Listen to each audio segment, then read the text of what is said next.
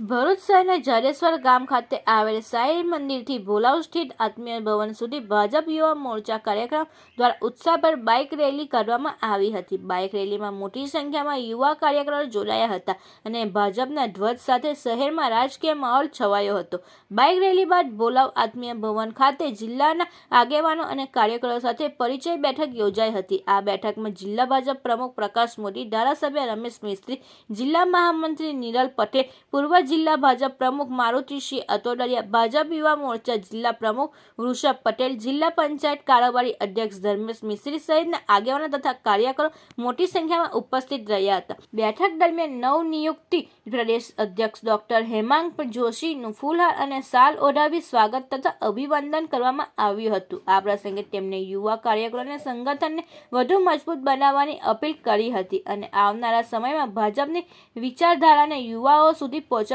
આવે સંકલ્પ વ્યક્ત કર્યો હતો।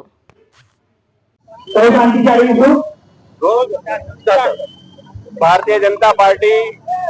પ્રદેશ યુવા મોરચાના અધ્યક્ષ તરીકે દાયિત્વ મળ્યા બાદ આજે ભરૂચ જિલ્લાના તમામ યુવાઓ સાથે સંવાદ કરવાનો મને મોકો મળી રહ્યો છે અને તમામ યુવા મોરચાના દેવતુલ્ય કાર્યકર્તાઓ દ્વારા મોટી સંખ્યામાં ભવ્ય બાઇક રેલીથી સમગ્ર વિસ્તારની અંદર અત્યારે આગમન થયું છે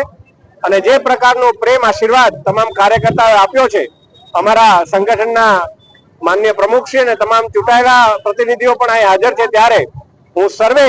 ભરૂચના ભારતીય જનતા પાર્ટીના સર્વે કાર્યકર્તાઓનો ખૂબ ખૂબ આભાર માનું છું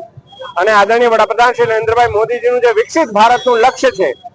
આ લક્ષ્યને સાકાર કરવા માટે રાજ્યના તમામ યુવાઓને જોડવા માટે માનનીય પ્રદેશ અધ્યક્ષ શ્રી આદરણીય જગદીશ વિશ્વકર્માજીએ મને આ જે જવાબદારી આપી છે, એ જવાબદારીમાં સૌ યુવાનો સાથે મળી અને વિકસિત ભારત માટેનું એક કાર્ય કરીશ।